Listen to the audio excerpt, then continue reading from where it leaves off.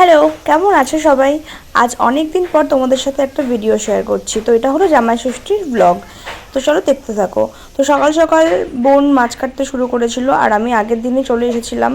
যেহেতু বাড়িতে কদিন পর একটা অনুষ্ঠান আছে তাই আমি আগে থেকে এখানেই রয়েছি। আর আমার বর বিকেলবেলা আসবে। তো এখানে সবাই মিলে রান্না করছিলাম, আমি মা বোন তিনজনে মিলেই। তো সবাই হাতে হাতে করে দিতে হচ্ছিল।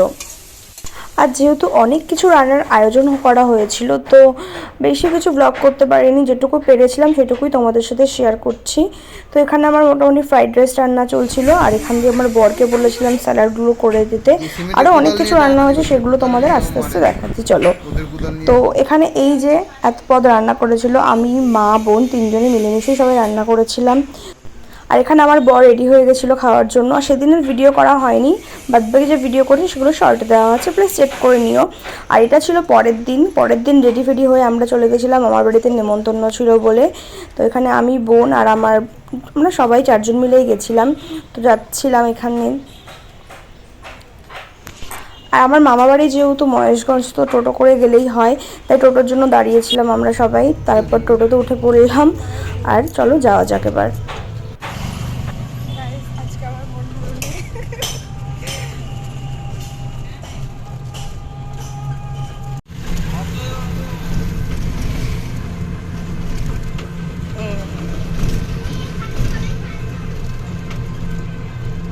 তারপর এই দোকান থেকে কিছু মিষ্টি আর ঠান্ডার বোতল নিচ্ছিল আমার বর, তাই সেটাই ভিডিও করছিলাম আর কি।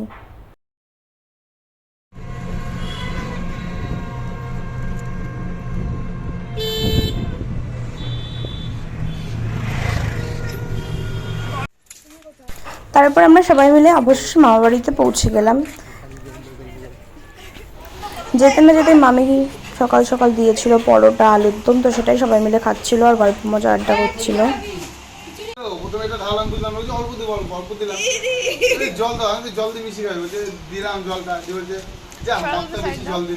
তুমি সরে বসে একটুখানি দে, খা খা এরকম করে পাইপ নিয়ে না, স্ট্র নিয়ে না, এমনি খা। ছাড়বো না মা কালী। হয়ে গেছে, ও হয়ে গেছে, দেখো হ্যাঁ ওরকম হয়ে গেছে, হয়ে গেছে না হবে জানো তো, হবে জানো তো হয়ে গেছে।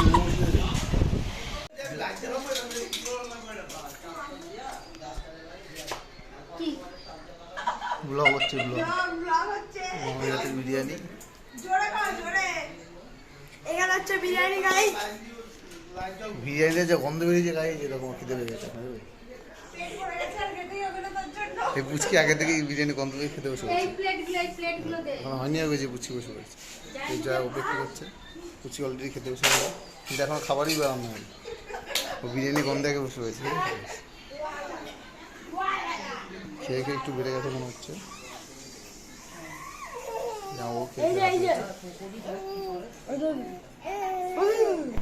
আর দেখো মামি কত কিছু রান্না করেছিল।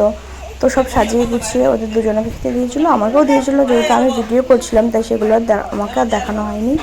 আর মামি সব থেকে বেশি ভালো বানায় হচ্ছে বিরিয়ানি। সব রান্নাই খুব ভালো হয়েছিল, সব থেকে আমার ফেভারিট হচ্ছে বিরিয়ানি মামির হাতের। তো বিরিয়ানিটা অসাধারণ বানায়। তারপর খাওয়া দাওয়া শুরু হয়ে গেছিলো।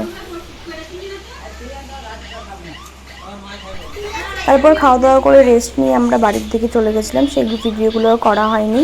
তারপর বাড়ি এসে আমরা একটু গেছিলাম নবদ্বীপে কিছু কেনাকাটি করার জন্য, যেহেতু বললাম বাড়িতে সামনে একটা অনুষ্ঠান আছে। আর জামাই ষষ্ঠীর দিন এত গরম পড়েছিল, নাজেহাল গরম পড়েছিল, তো কিছু করার ছিল না, তাও যেতে হচ্ছিল কারণ দরকার ছিল তাই।